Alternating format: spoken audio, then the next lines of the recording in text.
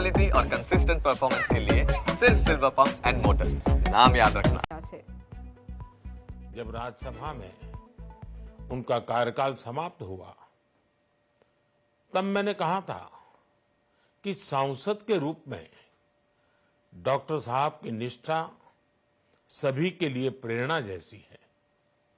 सत्र के समय अहम मौकों पर वो व्हीलचेयर पर बैठकर आते थे, अपना संसदीय दायित्व निभाते थे। दुनिया के प्रतिष्ठित संस्थानों की शिक्षा लेने और सरकार के अनेक शीर्ष पदों पर रहने के बाद भी वो अपनी सामान्य पृष्ठभूमि के मूल्यों को कभी भी नहीं भूले।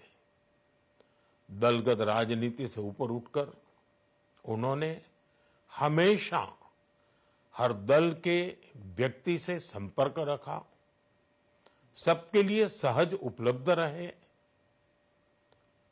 जब मैं मुख्यमंत्री था, तब डॉक्टर मनमोहन सिंह जी के साथ राष्ट्रीय और अंतर्राष्ट्रीय अनेक विषयों पर उनसे खुले मन से चर्चाएं होती थी। यहां दिल्ली आने के बाद भी मेरी उनसे समय समय पर बात होती थी, मुलाकात होती थी। मुझे उनसे हुई मुलाकातें, देश को लेकर हुई चर्चाएं हमेशा याद रहेगी। अभी जब उनका जन्मदिन था, तब भी मैंने उनसे बात की थी। आज इस कठिन घड़ी में मैं उनके परिवार के प्रति अपनी संवेदनाएं व्यक्त करता हूं।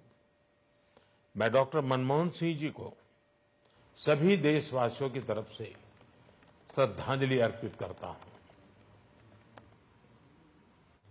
तो वडाप्रधान नरेंद्र मोदीए पूर्व वडाप्रधान मनमोहन सिंहने श्रद्धांजलि अर्पण करी છે અને સાથે જ જે તેમનો કાર્યકાળ રહ્યો છે એક વ્યક્તિ તરીકે પણ અને રાજનીતિથી ઉપર ઉઠીને તેમના જે મૂલ્યો છે તેના વિશે તેમણે વાત કરી છે। આજે પૂર્વ વડાપ્રધાન મનમોહન સિંહજીને શ્રદ્ધાંજલિ અર્પણ કરવામાં આવી રહી છે। તમામ દિગ્ગજો છે તે પણ અત્યારે તેમના નિવાસસ્થાને પહોંચી રહ્યા છે, તેમને શ્રદ્ધાંજલિ પાઠવી રહ્યા છે।